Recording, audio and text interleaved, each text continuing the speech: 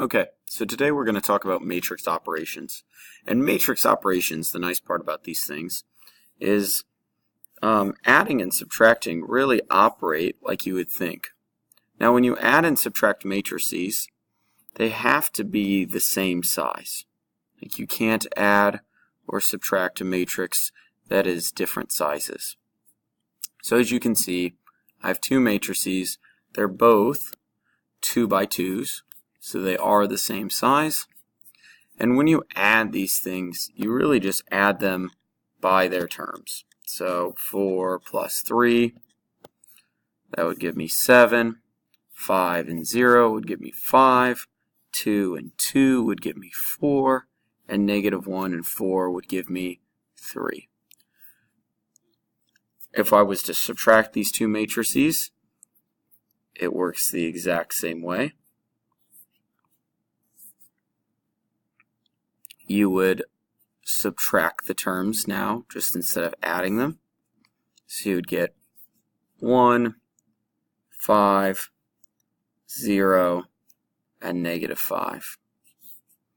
So adding and subtracting matrices always have to be the same size, and you really add and subtract like you would think. The hardest part is multiplying matrices tend to be a little bit different. When you multiply matrices, it's not just multiplying the terms. So you don't just multiply 4 and 2. When you multiply matrices, you multiply by going row by column.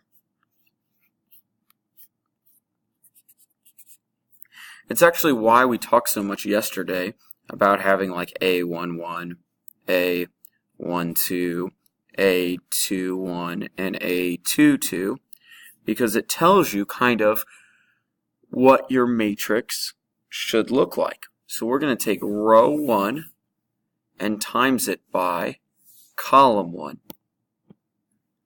And when you do that, you would get 8 plus 6.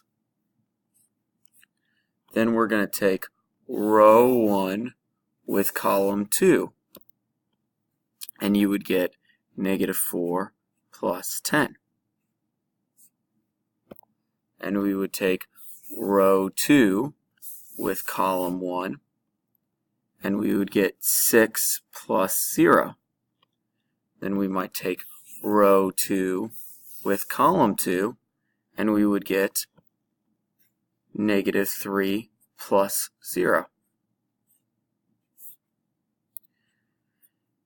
Then we would combine all those things together and get our final matrix to be 14, 6, 6, and negative 3. And that would be my final answer. Let's look at some more multiplying things and some more interesting things that happens with multiplication. Now if you look at this one, if you tried to add these things together, you wouldn't be able to, because this is a 2 by 3 and this is a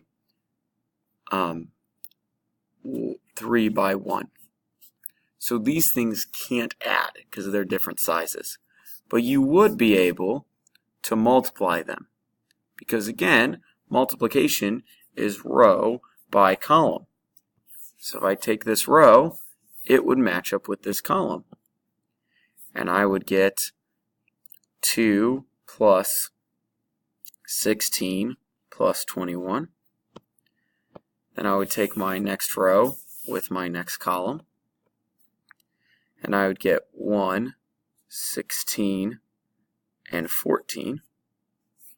So when I add those things up, 18 plus 21, 39, and that would be 31 down here. And that would be my final answer.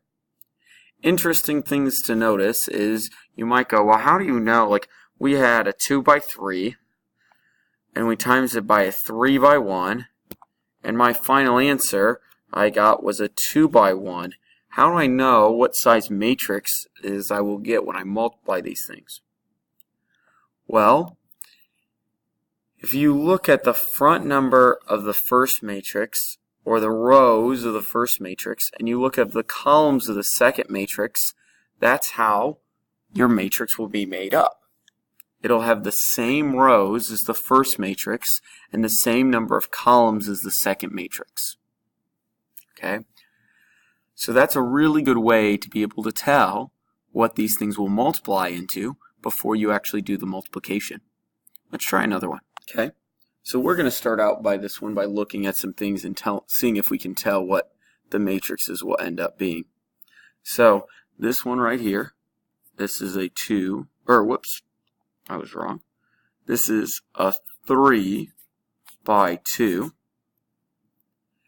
and this is a 2 by 2. So the matrix we create should be a 3 by 2. So our new matrix, when we multiply these things, should be a 3 by 2. Let's see if these things multiply. So I take these rows, and it does match up with the columns. So my first one would be -3 plus 0. Again, I would take this one with this one, and my next one would be -6 plus 0. We'd now take this one and this one, and I'd get 2 plus 21. I take this with this, and I'd get 4 plus 28. I'd then take this, and I'd get 4 plus 0. This, and I'd get 8 plus 0. And my final matrix would be -3, -6, 23, 32, 4, and 8. Okay. And again, that's how the multiplication will work out. Let's see when the multiplication won't work out. Okay, so I just took the same matrix, well, not the exact same matrices, but the same size matrices, and I reversed them.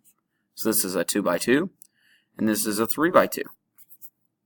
Let's see if these things will multiply. So we want to go row by column, and uh-oh, they don't match. This only has 2 things, and this has 3 things. So we can't multiply.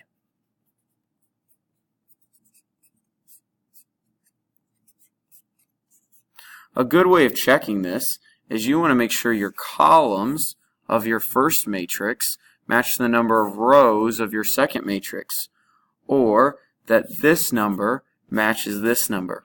If these two numbers don't match, that means this won't be the same size as this, and it won't multiply, or it won't be able to multiply. So when you kind of go through and do these things with your multiplication, just make sure you have the same size things, and just try to make sure that everything will multiply. If you get stuck, just ask questions.